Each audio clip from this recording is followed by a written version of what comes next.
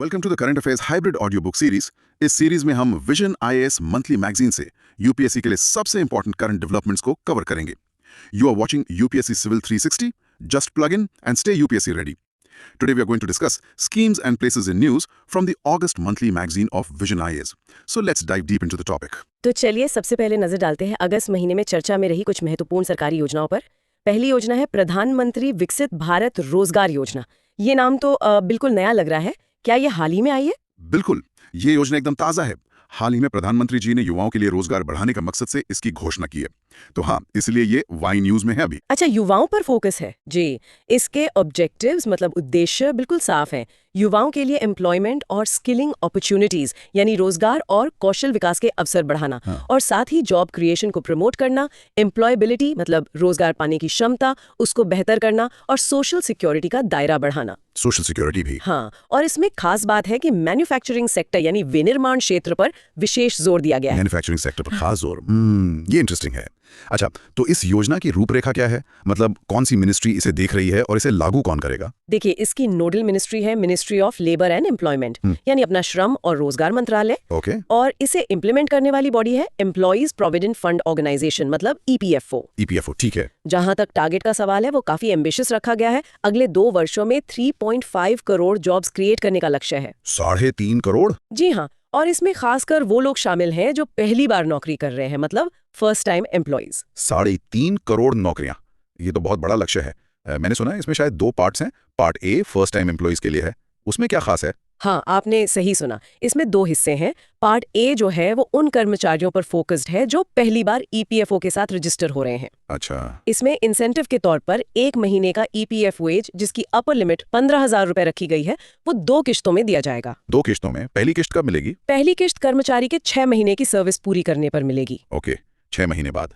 और दूसरी किश्त के लिए क्या शर्तें हैं और कौन लोग एलिजिबल होंगे इसके लिए? सैलरी की कोई सीमा है? हाँ, दूसरी किश्त मिलेगी 12 महीने की सर्विस पूरी करने पर। और साथ ही एक कंडीशन और है, एक फाइनेंशियल लिटरेसी प्रोग्राम मतलब वित्तीय साक्षरता कार्यक्रम, वो पूरा करना होगा। फाइनेंशियल लिटरेसी भी? ये अच्छा है जी। एलिजिबिलिटी की बात करें तो जिन कर्मचारियों की सैलरी 1 लाख रुपए प्रति माह तक है वो इसके पात्र होंगे। 1 लाख तक? ठीक है। और पेमेंट का तरीका होगा डायरेक्ट बेनिफिट ट्रांसफर यानी डीबीटी। इसके लिए आधार ब्रिज पेमेंट सिस्टम एबीपीएस का इस्तेमाल किया जाएगा। एबीपीएस? हाँ, अच्छा, मतलब पैसा सीधे आधार से जुड़े बैंक अकाउंट में। हाँ बिल्कुल, ये सिस्टम यही सुनिश्चित करता है कि पैसा सीधे लाभार्थी के अकाउंट में जाए। तो अगर हम एम्प्लॉइज के नजरिए से देखें तो इसके मुख्य बेनिफिट्स क्या होंगे? सिर्फ पैसा मिलना या कुछ और भी है? नहीं, सिर्फ पैसा ही नहीं, इसके कई फायदे हैं। एक तो नौकरियों का फॉर्मलाइजेशन होगा, मतलब वो सरकारी रिकॉर्ड में आएंगी। इससे क्या होता है कि कर्मचारियों को ज्यादा सुरक्षा मिलती है। हाँ, फॉर्मलाइजेशन जरूरी है। बिल्कुल। दूसरा, उन्हें ऑन जॉब ट्रेनिंग मिलेगी जिससे उनकी एम्प्लॉयबिलिटी यानी रोजगार क्षमता बेहतर होगी। और जैसे मैंने बताया, फाइनेंशियल लिटरेसी यानी वित्तीय साक्षरता भी बढ़ेगी, जो आजकल बहुत जरूरी है। हाँ, ये तो बात सही है। ये तो हुई कर्मचारियों की बात। अब पार्ट बी पे आते हैं। इसमें एम्प्लॉयर्स के लिए मतलब नियोक्ताओं के लिए इंसेंटिव्स हैं। ये कैसे काम करेंगे? जी हाँ, पार्ट बी नियोक्ताओं को नए रोजगार पैदा करने के लिए एनकरेज करने पर फोकस्ड है। इसमें इंसेंटिव के तौर पर हर उस नए कर्मचारी के लिए जिनकी सैलरी 1 लाख रुपए प्रति माह तक है और जिन्हें कम से कम 6 महीने तक नौकरी पर बनाए रखा गया हो। अच्छा, कम से कम 6 महीने रखना होगा? हाँ, ये शर्त है। तो ऐसे हर कर्मचारी के लिए नियोक्ता को 2 साल तक हर महीने 3,000 रुपए तक का प्रोत्साहन दिया जाएगा। हर महीने 3,000 रुपए 2 साल तक? ये तो काफी अच्छा इंसेंटिव है। जी, और वो जो मैन्युफैक्चरिंग सेक्टर पर खास जोर की बात थी वो यहाँ दिखती है। वो कैसे? मैन्युफैक्चरिंग सेक्टर के लिए एक तरह का बोनस दिया गया है। इन नियोक्ताओं के लिए ये इंसेंटिव्स तीसरे और चौथे साल तक भी जारी रहेंगे। ओह, मतलब 4 साल तक? हाँ, मैन्युफैक्चरिंग वालों के लिए 4 साल तक। पेमेंट भी सीधे एम्प्लॉयर के पैन लिंक्ड बैंक अकाउंट में किया जाएगा। तो एम्प्लॉयर्स को क्या फायदा होगा इससे? देखिए, नियोक्ताओं के लिए इसका बड़ा फायदा ये है कि इससे जॉब क्रिएशन की लागत कम होगी और साथ ही वर्कफोर्स में स्टेबिलिटी और प्रोडक्टिविटी यानी स्थिरता और उत्पादकता बढ़ेगी। ये योजना अगर आप देखें तो पिछली रोजगार योजनाओं से थोड़ी अलग है। ये पहली बार नौकरी करने वालों पर खास ध्यान दे रही है और मैन्युफैक्चरिंग सेक्टर को लंबे समय तक इंसेंटिव्स दे रही है। तो ये एक स्ट्रेटेजिक शिफ्ट लगता है जो मेक इन इंडिया को भी सीधे तौर पर बूस्ट देगा। बिल्कुल, ये फॉर्मल इकोनॉमी और मैन्युफैक्चरिंग दोनों को बूस्ट देने की दिशा में एक सोचा समझा कदम लग रहा है। चलिए अब अगली महत्वपूर्ण योजना पर बात करते हैं, प्रधानमंत्री उज्ज्वला योजना यानी पीएमयूवाई। ये योजना तो काफी समय से चल रही है और काफी सफल भी मानी जाती है ना? ये हाल में क्यों चर्चा में आई? हाँ, ये योजना काफी जानी मानी है। यह भी इसलिए खबरों में है क्योंकि यूनियन कैबिनेट ने हाल ही में PMUY उपभोक्ताओं के लिए फाइनेंशियल ईयर 2025-26 तक, मतलब अगले 2 साल के लिए 12,000 करोड़ रुपए की टारगेटेड सब्सिडी को मंजूरी दी है। अच्छा, तो मतलब सब्सिडी जारी रहेगी। जी हाँ, ये सब्सिडी जारी रखने का एक अहम फैसला है। ठीक है, इसके ऑब्जेक्टिव्स यानी उद्देश्य तो शायद ज्यादातर लोगों को पता ही होंगे, लेकिन हमारी लिसनर्स, खासकर जो एस्पिरेंट्स हैं, उनके लिए एक बार दोहरा देते हैं। जरूर जरूर। PMUY के मुख्य उद्देश्य हैं गरीबी रेखा से नीचे यानी BPL परिवारों की वयस्क महिलाओं को डिपॉजिट फ्री LPG कनेक्शंस मुहैया कराना। Deposit free. हाँ जी। इससे क्लीन एनर्जी मतलब स्वच्छ ऊर्जा तक उनकी पहुंच बढ़ती है। घरों के अंदर होने वाले वायु प्रदूषण, इंडोर एयर पोल्यूशन से जुड़े स्वास्थ्य जोखिम कम होते हैं। और एक और महत्वपूर्ण बात, महिलाओं का सशक्तिकरण भी होता है। उन्हें खाना पकाने के लिए लकड़ी या उपले इकट्ठा करने में जो समय और मेहनत लगती थी, उससे निजात मिलती है। Ministry of petroleum and natural gas यानी MOPNG। MOPNG। हाँ, और ये एक सेंट्रल सेक्टर स्कीम है। इसका मतलब है कि इसका पूरा खर्च केंद्र सरकार उठाती है, राज्यों का इसमें हिस्सा नहीं होता।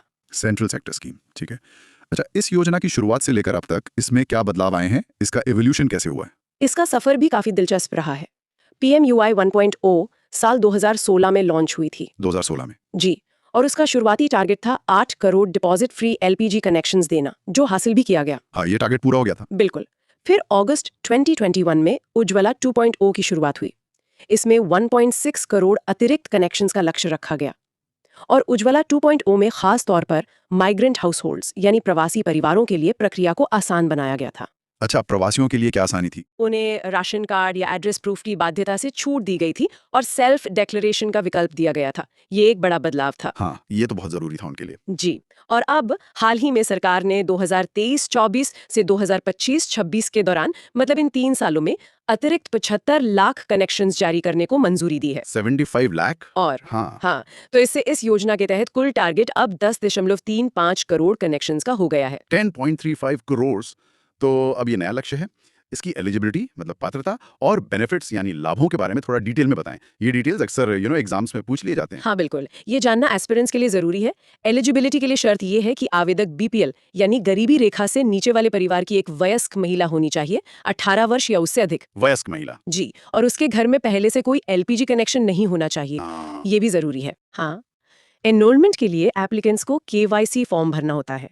साथ में पहचान और पते का प्रमाण जैसे आधार कार्ड देना होता है, राशन कार्ड अगर उपलब्ध हो तो वो भी, और बैंक अकाउंट डिटेल्स देने होते हैं। बैंक डिटेल्स क्यों? वो सब्सिडी के लिए जरूरी हैं। और जैसा मैंने बताया, प्रवासी आवेदकों के लिए सेल्फ डिक्लेरेशन का विकल्प है। उन्हें राशन कार्ड या एड्रेस प्रूफ की ज्यादा चिंता करने की जरूरत नहीं। ठीक है, और लाभार्थी को मिलता क्या क्या है? क्या कोई कैश असिस्टेंस है, फ्री आइटम्स? हाँ, बेनिफिट्स में कई चीजें शामिल हैं। पहली, कैश असिस्टेंस यानी नकद सहायता मिलती है। 14 किलो वाले सिलेंडर के कनेक्शन के लिए 1600 रुपए और 5 किलो वाले छोटे सिलेंडर के लिए 1150 रुपए। ये पैसा लाभार्थी को मिलता है या कंपनी को? ये पैसा सरकार सीधे ऑयल मार्केटिंग कंपनीज OMCs को देती है कनेक्शन के लिए। अच्छा, OMCs को। जी, दूसरी चीज, फ्री आइटम्स मिलते हैं। लाभार्थी को पहला LPG रिफिल मुफ्त मिलता है। पहला रिफिल फ्री? हाँ, साथ ही एक चूल्हा मतलब स्टोव, हॉट प्लेट, वो भी मुफ्त दिया जाता है। और जाहिर है कनेक्शन खुद डिपॉजिट फ्री होता ही है। मतलब स्टोव और पहला भरा सिलेंडर फ्री? जी, इसके अलावा वो जो टारगेटेड सब्सिडी अभी बढ़ाई गई है, जिसकी बात हमने की, हाँ, 12,000 करोड़ वाली। हाँ, वो सब्सिडी है 300 रुपए प्रति 14.2 kg सिलेंडर, और ये साल में 12 रिफिल्स तक मिलती है। हर सिलेंडर पर 300 रुपए की छूट, साल में 12 बार तक? बिल्कुल, और ये सब्सिडी सीधे लाभार्थी के बैंक खाते में जाती है, DBT के जरिए। समझ गया। इसमें एक और शब्द आता है, LPG पंचायत। ये क्या चीज है? हाँ, LPG पंचायत बेसिकली एक सामुदायिक मंच है, एक कम्युनिटी फोरम। इसका मकसद है LPG के सुरक्षित इस्तेमाल और रख रखाव के बारे में जागरूकता फैलाना। Safety awareness. जी, और साथ ही पारंपरिक ईंधनों जैसे लकड़ी, कोयला, उपले, इनके मुकाबले LPG के स्वास्थ्य, पर्यावरण और आर्थिक लाभों के बारे में चर्चा करना और लोगों को इसके लगातार इस्तेमाल के लिए प्रेरित करना। तो ये एक तरह से बिहेवियर चेंज कंपोनेंट है। हाँ बिल्कुल, इसे आप व्यवहार परिवर्तन लाने का एक प्रयास कह सकते हैं। ठीक है, अब इस योजना की अब तक की उपलब्धियां क्या रही हैं, अचीवमेंट्स, और क्या इसे इंटरनेशनल लेवल पे भी कोई रिकॉग्निशन मिली है? उपलब्धियों की बात करें तो आंकड़े काफी प्रभावशाली हैं। 1 मार्च 2024 तक 10.33 करोड़ से ज्यादा PMUY कनेक्शंस जारी किए जा चुके थे। 10.33 करोड़, ये तो बहुत बड़ा नंबर है। जी हाँ, ये इसके विशाल पैमाने को दिखाता है। जहां तक ग्लोबल रिकॉग्निशन का सवाल है, तो हाँ, इंटरनेशनल एनर्जी एजेंसी और वर्ल्ड हेल्थ ऑर्गेनाइजेशन WHO जैसी बड़ी अंतर्राष्ट्रीय संस्थाओं ने इस योजना की काफी तारीफ की है। अच्छा, उन्होंने क्या कहा है? उन्होंने माना है कि इससे भारत में स्वच्छ ऊर्जा तक पहुंच बढ़ाने में, महिलाओं के स्वास्थ्य को बेहतर करने में और पर्यावरण पर पॉजिटिव इम्पैक्ट डालने में बहुत मदद मिली है। ये दिखाता है कि कैसे एक घरेलू योजना, एक डोमेस्टिक स्कीम वैश्विक स्तर पर एक मिसाल, एक एग्जाम्पल बन सकती है। बिल्कुल, स्वच्छ ऊर्जा तक पहुंच और महिलाओं के स्वास्थ्य के लिहाज से ये एक वाकई बेहद महत्वपूर्ण योजना है। चलिए, योजनाओं के इस विश्लेषण के बाद अब हम आगे बढ़ते हैं और दुनिया भर की उन अहम जगहों का रुख करते हैं जो हालिया घटनाक्रमों की वजह से अगस्त महीने में खबरों में रही। पहले भारत से जुड़ी खबरें लेते हैं। जम्मू एंड कश्मीर, वहां से क्या खबर है? हाँ, जम्मू एंड कश्मीर ने इस साल इतिहास में पहली बार खेलो इंडिया विंटर गेम्स की मेजबानी की। पहली बार? अच्छा जी। ये न सिर्फ खेल के लिहाज से अहम है, बल्कि उस क्षेत्र में पर्यटन और सामान्य स्थिति को दर्शाने के लिहाज से भी महत्वपूर्ण माना जा रहा है। सही बात है। और पड़ोस में लद्दाख, वहां से क्या खास खबरें थी अगस्त में? लद्दाख से दो महत्वपूर्ण खबरें हैं। पहली, एक जॉइंट एक्सपीडिशन, मतलब एक संयुक्त अभियान दल ने सफलतापूर्वक एमटी मेरू बीएम कांगरी चोटी को समिट किया। एमटी मेरू? जी, बीएम कांगरी ये काराकोरम रेंज की सबसे ऊंची चोटियों में से एक मानी जाती है, तो ये पर्वतारोहण के लिहाज से बड़ी उपलब्धि है। बिल्कुल। और दूसरी खबर? दूसरी खबर विज्ञान और टेक्नोलॉजी से जुड़ी है। आईएसआरओ ने लेह के पास कार वैली में होप एनालॉग मिशन का उद्घाटन किया। होप एनालॉग मिशन, ये क्या है? ये बेसिकली एक सिमुलेटेड एनवायरनमेंट है, मतलब एक कृत्रिम वातावरण बनाया गया है जहां भविष्य के ग्रहों पर मानव मिशनों के लिए तकनीकों और प्रक्रियाओं का परीक्षण किया जा सके, जैसे मंगल ग्रह या चंद्रमा पर। ओ, मतलब फ्यूचर स्पेस मिशंस की तैयारी। एग्जैक्टली। ये भारत के अंतरिक्ष कार्यक्रम के लिए काफी अहम है। अब थोड़ा नीचे आते हैं, दक्षिण की तरफ। उत्तराखंड में भी कोई घटना हुई थी क्या अगस्त में? हाँ, उत्तराखंड में खीर गंगा नदी है जो पार्वती नदी की एक ट्रिब्यूटरी, मतलब सहायक नदी है। खीर गंगा? जी, वहां पर अचानक आई बाढ़, मतलब फ्लैश फ्लड्स ने काफी तबाही मचाई थी। पहाड़ी क्षेत्रों में इस तरह की आपदाएं दुर्भाग्य से बढ़ रही हैं। हाँ, ये चिंता का विषय है। क्लाइमेट चेंज का असर दिखता है इसमें। बिल्कुल, क्लाइमेट चेंज और साथ ही कुछ हद तक अनियोजित विकास, ये दोनों ही इसके कारण माने जा रहे हैं। पश्चिम की ओर चलें तो गुजरात से क्या खबर है? गुजरात में कांडला पोर्ट पर एक स्वदेशी रूप से निर्मित green hydrogen power plant GHPP चालू किया गया है। ग्रीन हाइड्रोजन पोर्ट पर? जी हाँ, ये भारत का पहला ऐसा प्लांट है जो पोर्ट के ऑपरेशंस के लिए, मतलब बंदरगाह के संचालन के लिए हरित हाइड्रोजन का उपयोग करेगा। ये तो काफी फॉरवर्ड लुकिंग इनिशिएटिव लगता है। बिल्कुल। कांडला पोर्ट पर ये ग्रीन हाइड्रोजन प्लांट सिर्फ एक प्लांट नहीं है, बल्कि ये भारत की ऊर्जा सुरक्षा और 2070 तक नेट जीरो का जो हमारा लक्ष्य है, हाँ, नेट जीरो 2070। हाँ, उस दिशा में एक महत्वपूर्ण स्ट्रेटेजिक इन्वेस्टमेंट है, खासकर पोर्ट्स जैसे हाई एनर्जी कंजम्पशन वाले क्षेत्रों के लिए। सही है। और दक्षिण में केरला, वहां से भी एक बड़ी उपलब्धि की खबर थी शायद। हाँ, बिल्कुल। केरला भारत का पहला डिजिटल आर्म्ड राज्य बन गया है। डिजिटल आर्म्ड, इसका क्या मतलब हुआ? इसका मतलब है कि यहाँ बैंकिंग सर्विसेज काफी हद तक डिजिटल हो गई हैं। राज्य के ज्यादातर नागरिक डिजिटल बैंकिंग का इस्तेमाल कर रहे हैं लेन देन के लिए। ओह, मतलब पूरी तरह से डिजिटल बैंकिंग वाला राज्य। हाँ, लगभग। ये फाइनेंशियल इंक्लूजन, यानी वित्तीय समावेशन और डिजिटल इंडिया की दिशा में एक बहुत बड़ी छलांग है। ये तो हुई भारत की बात। अब दुनिया भर की खबरों पर नजर डालते हैं। नॉर्थ अमेरिका में कनाडा क्यों चर्चा में था? अगस्त में वहां क्या हुआ? कनाडा ने अपने इतिहास के दूसरे सबसे भीषण वाइल्ड फायर सीजन का सामना किया, मतलब जंगल की आग का मौसम। दूसरे सबसे भीषण? हाँ जी, इस साल वहां अभूतपूर्व स्तर पर जंगलों में आग लगी, इतनी ज्यादा कि उसका धुआं सीमा पार करके अमेरिका तक पहुंच गया था और वहां भी एयर क्वालिटी खराब हो गई थी। बाप रे, ये वाइल्ड फायर्स तो बढ़ती ही जा रही हैं दुनिया भर में। हाँ बिल्कुल, आपने स्पेन का जिक्र किया था, वहां भी आग की घटनाएं हुई। हाँ, स्पेन में भी अगस्त की भीषण गर्मी, मतलब हीट वेव के दौरान सिर्फ 2 हफ्तों में बड़े पैमाने पर वाइल्ड फायर्स ने करीब 50,000 हेक्टेयर का इलाका जला दिया। 50,000 हेक्टेयर, ये तो बहुत बड़ा एरिया है। हाँ, लगभग 500 वर्ग किलोमीटर। यूरोप भी इस साल रिकॉर्ड गर्मी और सूखे से जूझ रहा है और उसका नतीजा ये वाइल्ड फायर्स है।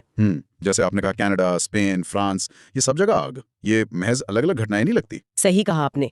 ये क्लाइमेट चेंज के बढ़ते वैश्विक प्रभाव और उससे निपटने की हमारी तैयारियों पर एक बड़ा सवाल खड़ा करती हैं। बिल्कुल। अच्छा, अब अलास्का यूएसए का जिक्र क्यों है? ये किसी जियोपॉलिटिकल घटना से जुड़ा है? हाँ, कुछ खबरें ऐसी थीं कि अलास्का में यूएसए और रशिया के राष्ट्रपतियों के बीच रशिया यूक्रेन युद्ध में सीज फायर, यानी युद्ध विराम की संभावनाओं को लेकर एक थोड़ी अप्रत्याशित मुलाकात हुई थी। क्या ये कंफर्म हुआ था? देखिए, ऐसी मुलाकातों की पुष्टि या उनके ठोस नतीजे अक्सर तुरंत सामने नहीं आते, लेकिन हाँ, ये वैश्विक कूटनीति में कुछ हलचल का संकेत जरूर देती हैं। इंटरेस्टिंग। अब अफ्रीका चलते हैं। अल्जीरिया से क्या खबर है? अल्जीरिया के रैलीजान प्रांत में 5.8 मैग्नीट्यूड का भूकंप आया था। 5.8 मैग्नीट्यूड, ठीक ठाक तीव्र था मतलब। जी, उत्तरी अफ्रीका का ये क्षेत्र भूमध्य सागर के पास होने के कारण भूगर्भीय रूप से काफी सक्रिय है, तो वहां भूकंप आते रहते हैं। अब पैसिफिक ओशन की तरफ चलते हैं। ईस्टर आइलैंड, जो चिली का हिस्सा है, उसके लिए चिंता की क्या बात है? ये तो अपनी विशालकाय मोआई मूर्तियों के लिए मशहूर है। हाँ, और चिंता की वजह भी वही मूर्तियों और वहां की विरासत है। चिंता की बड़ी वजह है क्लाइमेट चेंज है कि बढ़ते समुद्री स्तर यानी राइजिंग सी लेवल्स के कारण साल 2080 तक ईस्टर आइलैंड के कई तटीय क्षेत्र डूब सकते हैं। 2080 तक? हाँ, और इन क्षेत्रों में वहाँ की महत्वपूर्ण पुरातात्विक विरासत आर्कियोलॉजिकल हेरिटेज मौजूद हैं, जिनमें विश्व प्रसिद्ध मोआई स्टैचूज भी शामिल हैं। तो उनके डूबने का गंभीर खतरा है। ये तो बहुत ही चिंताजनक बात है। मतलब हमारी ऐतिहासिक धरोहरें क्लाइमेट चेंज की वजह से खतरे में हैं। बिल्कुल। What's fascinating and deeply concerning here is the direct and potentially irreversible impact of climate change on invaluable cultural heritage sites. ये दिखाता है कि जलवायु परिवर्तन सिर्फ पर्यावरण या अर्थव्यवस्था का मुद्दा नहीं है, बल्कि ये हमारी साझी सांस्कृतिक धरोहर के लिए भी एक अस्तित्व का संकट बनता जा रहा है। सही कहा। यूरोप में फ्रांस से भी वाइल्ड फायर की खबर थी क्या? हाँ, बिल्कुल। दक्षिणी फ्रांस में भी तेज हवाओं और गर्म सूखे मौसम के कारण इस साल की सबसे बड़ी वाइल्ड फायर्स में से एक ने काफी नुकसान पहुंचाया था। जैसा मैंने कहा, ये समस्या किसी एक देश या महाद्वीप तक सीमित नहीं रही है अब। हाँ, अब मिडिल ईस्ट चलते हैं। लेबनान की क्या स्थिति है? वहां तो पहले से कई चुनौतियां हैं। हाँ, लेबनान कई संकटों से एक साथ जूझ रहा है। हाल में 2 बातें खास तौर पर सामने आई। पहली, यूनिसेफ ने देश में पानी की गंभीर कमी एक्यूट वाटर स्कैर्सिटी को लेकर चेतावनी जारी की। पानी की कमी? जी, जो वहां चल रहे आर्थिक और मानवीय संकट को और भी ज्यादा गहरा सकती है। पानी तो जीवन के लिए बुनियादी जरूरत है। बिल्कुल। और दूसरी बात? दूसरी, UNIFIL यानी लेबनान में संयुक्त राष्ट्र की अंतरिम सेना United Nations interim force in Lebanon. हाँ, UNIFIL। उन्होंने इजराइल के साथ लगती सीमा, जिसे ब्लू लाइन कहा जाता है, वहां पर इजरायली सेना द्वारा गोलीबारी जारी रहने की सूचना दी। ब्लू लाइन पे फिर से तनाव? Important question about the fragile regional stability and the potential for escalation in an already volatile region. ये उस क्षेत्र की नाजुक स्थिरता और तनाव बढ़ने के खतरे पर सवाल खड़े करता है। ये चिंता की बात है। चलिए अब कुछ खबरें भारत के द्विपक्षीय संबंधों यानी बायलैटरल रिलेशन से जुड़ी हुई लेते हैं। साउथ ईस्ट एशिया में वियतनाम के साथ क्या चल रहा है? भारत और वियतनाम ने समुद्री सहयोग मैरीटाइम कोऑपरेशन को और मजबूत करने के लिए अपनी 6th हाई लेवल मीटिंग आयोजित की। समुद्री सहयोग ये साउथ चाइना सी के संदर्भ में महत्वपूर्ण है? हाँ, बिल्कुल। साउथ चाइना सी के संदर्भ में और भारत की एक्ट ईस्ट पॉलिसी के तहत भी वियतनाम के साथ ये साझेदारी काफी अहमियत रखती है। और फिलीपींस, वहां से भी कोई खबर थी? जी, फिलीपींस के राष्ट्रपति ने भारत का दौरा किया था। ये दौरा खास इसलिए था क्योंकि ये दोनों देशों के बीच राजनयिक संबंधों डिप्लोमेटिक टाइज की 75वीं वर्षगांठ के अवसर पर हुआ। 75 साल? हाँ, ये दिखाता है कि भारत साउथ ईस्ट एशिया में अपनी पकड़ और एंगेजमेंट मजबूत कर रहा है। अब पैसिफिक क्षेत्र में चलते हैं। फिजी आइलैंड्स के साथ भारत के संबंध कैसे हैं? भारत और फिजी ने रक्षा और समुद्री सुरक्षा सहयोग, defence and maritime security cooperation को और बढ़ाने के लिए नए उपायों की घोषणा की है। डिफेंस कॉपरेशन भी? जी, भारत पैसिफिक आइलैंड नेशंस के साथ अपनी एंगेजमेंट लगातार बढ़ा रहा है और ये उसी का एक और उदाहरण है। ठीक है। पैसिफिक में ही एक और देश तुवालू काफी चर्चा में रहा है, खासकर क्लाइमेट चेंज को लेकर, है ना? हाँ, तुवालू का मामला बहुत गंभीर है। ये उन छोटे द्वीपीय देशों में से है जिन पर बढ़ते समुद्री स्तर के कारण डूब जाने का सबसे ज्यादा खतरा मंडरा रहा है। ये एक एग्जिस्टेंशियल थ्रेट है उनके लिए। Existential threat? जी, इसी खतरे को देखते हुए तुवालू ने ऑस्ट्रेलिया के साथ साल 2023 में एक ऐतिहासिक संधि पर हस्ताक्षर किए हैं, जिसका नाम है फाले-पिली यूनियन ट्रीटी। फाले-पिली यूनियन ट्रीटी, इसमें क्या खास है? ये बहुत खास संधि है। इसके तहत अगर भविष्य में क्लाइमेट चेंज के कारण तुवालू रहने लायक नहीं बचता, तो उसके नागरिकों को ऑस्ट्रेलिया में रहने, काम करने और स्थायी निवास परमानेंट रेजिडेंसी पाने का अधिकार मिलेगा। ओह, मतलब एक तरह से क्लाइमेट रेफ्यूजीज के लिए प्रावधान। आप कह सकते हैं। If we connect this to the bigger picture, it starkly highlights potential future migration patterns driven solely by climate change impacts. ये संधि क्लाइमेट मोबिलिटी या क्लाइमेट रेफ्यूजी जैसे मुद्दों पर अंतर्राष्ट्रीय बहस को एक नई ठोस दिशा देती है, और ये जलवायु न्याय, क्लाइमेट जस्टिस और विकसित देशों की जिम्मेदारी पर भी गंभीर सवाल उठाती है। ये वाकई एक अभूतपूर्व कदम है। ऑस्ट्रेलिया का जिक्र आया तो ऑस्ट्रेलिया और न्यूजीलैंड के साथ भारत के रक्षा संबंधों पर भी कोई खबर थी? हाँ, इन दोनों देशों के साथ भी डिफेंस टाइज मजबूत हो रहे हैं। ऑस्ट्रेलियन आर्मी के चीफ ने भारत का दौरा किया था, जो दोनों देशों की सेनाओं के बीच बढ़ते तालमेल को दिखाता है। और न्यूजीलैंड के साथ? न्यूजीलैंड के साथ पहली India New Zealand defence strategic dialogue New Delhi में आयोजित हुई। पहली बार? जी, फर्स्ट एवर।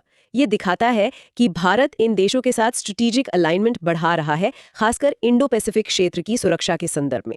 क्वाड के अलावा भी इन देशों के साथ संबंध महत्वपूर्ण है। बिल्कुल। और अंत में एक और पैसिफिक देश, टोंगा, वहां क्या हुआ था? टोंगा के पास समुद्र में 6.2 मैग्नीट्यूड का एक शक्तिशाली भूकंप दर्ज किया गया था। टोंगा में भी भूकंप? हाँ, टोंगा जो है वो पैसिफिक रिंग ऑफ फायर का हिस्सा है, जो अपनी हाई साइज्मिक एक्टिविटी मतलब उच्च भूकंपीय गतिविधि के लिए जाना जाता है।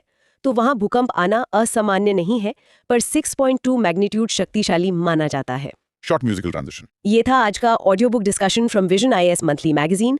अगर आपको ये फॉर्मेट हेल्पफुल लगा तो इसे लाइक और शेयर जरूर करें ताकि और एस्पिरेंट्स भी बेनिफिट ले सकें, because God helps those who help others. और सब्सक्राइब करें हमारे चैनल को, जहां आपको कई अन्य स्टैंडर्ड बुक्स की ऑडियो समरी एंड नोट्स मिलेंगी। हमारी कोशिश है कि आप कहीं भी कभी भी सुनकर अपनी तैयारी जारी रख सकें।